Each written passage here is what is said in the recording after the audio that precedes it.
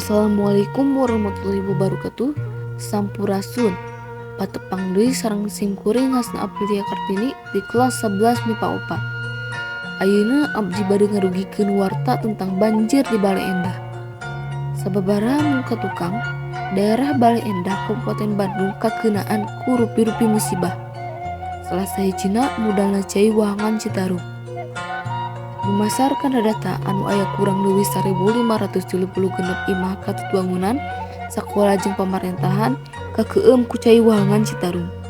Panyebab mudalna cai wahangan teh sabab gedena cai hujan jeung lobana runtah anu ngahalangan kocoran anu ngebulakarkeun cai jadi nganyembeng.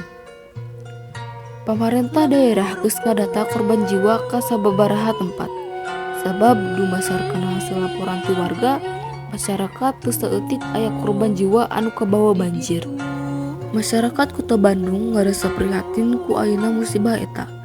Masyarakat oge ngaayakeun tarekah ngumpulkeun warga keur sumbangkeun ka warga anu keunaan musibah eta.